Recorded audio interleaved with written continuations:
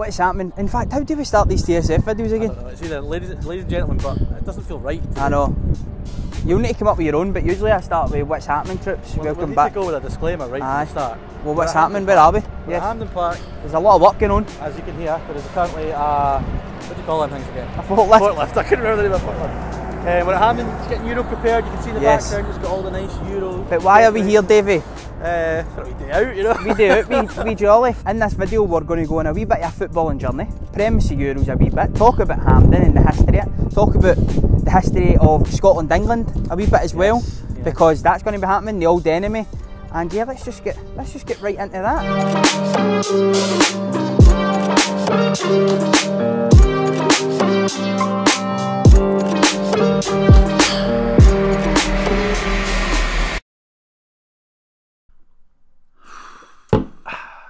That was just amazing. I've done it. Yes! Come on! Right, is this thing on? Action. Hampden Park, Glasgow. Until the recent historic win to take us to our first major tournament since 1998, this place was fast becoming the graveyard of our game. This site was first opened in 1903 and at that time was the biggest ground in the world until it was overtaken in 1950. You may be surprised to know that this site is actually the third Hampden Park.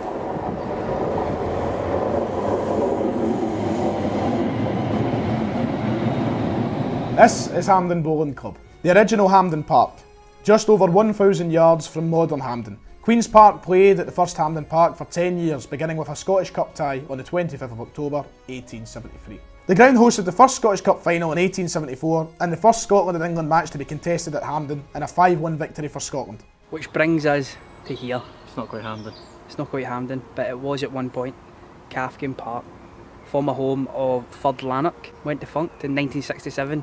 In the same year, Celtic were winning the European Cup. So when there was a Scottish club doing bits, there was another one who is only one of 11 clubs to ever exist in Scotland to win the league, going out of business. That's crazy, isn't it? It's mad. When we arrived here, we saw the sign, which you guys all seen in the video. 1872 till 1967, 2 very iconic years in Scottish football history. Birth of your club. Celtic win the European Cup. It's mad. I've never been here before. I've never even seen it. I've seen photos and stuff, but it is mental. You're standing in a place that used to, you know, have like another 100,000 people watching international football, and now it's just, you know, a skeleton of what it used to be. It's mad. That's it. Some of the first ever Scotland versus England games happened here back in the 1800s. You know, back then it was just all full of Queen's Park, Vale of Leven, Dumbarton, Pollock Shields players. And that's proper working class football. Absolutely insane, insanity. But let's go and have a wee look around at some of the stands that stand here. It's a bit eerie, isn't it? It is very eerie. It's nice and quiet. It's I don't even want to raise my voice because it's like you're at a grave site. Well, quite literally are. It is of a football club, isn't it? Football grave and site. A generation. Yep.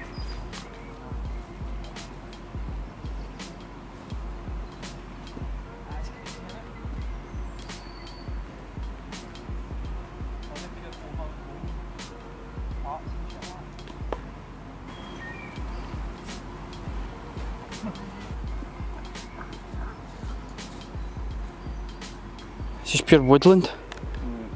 Like that's totally overgrown. You've got some of the standstill and then you've got that.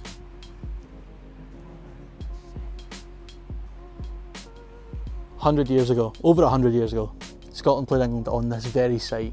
Now, 113 meetings later, 100 odd years later, we play them again this summer. In that time, we've had Busby, Struth, Shankly, Steen, Ferguson, a whole host of names. We've had unbelievable games against England, and we're now moving from a terraced shell of a stadium that used to be to a all-seater stadium down in London. Hopefully we've got more memories this summer for the generation to look back on in 100 years' time. Glasgow is a city that is steeped in history when it comes to football. So what a momentous occasion it's going to be, the fact that Hampden will be hosting games at an international tournament. We've came to Calfgin Braes and we're just looking at Hampden, Ibrox, Parkhead and the other ones that you can see from this view, and it does just remind you of the footballing history of Glasgow and Scotland. The final location is one we are all familiar with. The modern Hampden looks a lot different than it did in 1903, you know, and it holds significantly less as well. This ground behind us still holds the highest ever attendance for an international game in Europe, which is absolutely astonishing, isn't it, David? Mental. And it's like what, near enough 3 times what you can get in here now. I mean, even the official number for that is not as many as it would have been. Yes. You know, back in those days, people jumping over the fence and stuff, it would have been a great time to be a kid going to football back then, especially seeing Scotland being successful. You know, and hopefully more success this summer. Scotland versus England, home international championships in 1937. 149,547 people stood on the terracing to cheer Scotland on to a 3-1 victory, a record that stood until 1950 worldwide, when 199,854 people crammed into the Maracana Stadium in Rio de Janeiro to watch Uruguay defeat Brazil in the first ever World Cup final. What would Scotland pull if we were in a World Cup final? They've done 200k, what are we pulling? 5.5 mil? They could put it on the moon and I think we'd all be there. You know, honestly. Yeah, I'd go to the moon for that. Would you?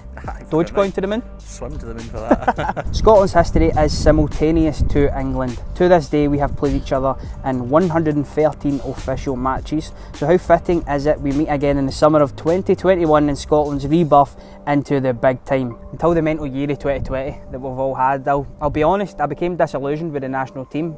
I tried and tried again, going to the matches and such, and I just felt like we were going absolutely nowhere. But with us now getting to the Euros, I felt, I don't know, more of a feeling towards the team, and we're actually getting somewhere, and the younger players are coming through. Steve Clarke made a good squad selection. What about yourself, man? Yeah, I get it. That comes from the players though. The players dropping out from squads left, right and centre. Now everyone wants to play for Scotland. Now everyone wants to go and watch Scotland. It's great. We've lived for the hurt for so long. We've enjoyed the pain, apparently, the ones that have stuck through thick and thin. You know, we've had Georgia away, we've had Italy at home, you know, we've had Slovenia away, the Faroes, you know. But now finally we're back in the big time. It just felt like to me that punters were drifting further and further away from the international scene, but this has revitalised it. It's revitalised it for me, and hopefully it won't take us another 22 years until we get to a major competition. And we'll leave you on that. Come on, Scotland.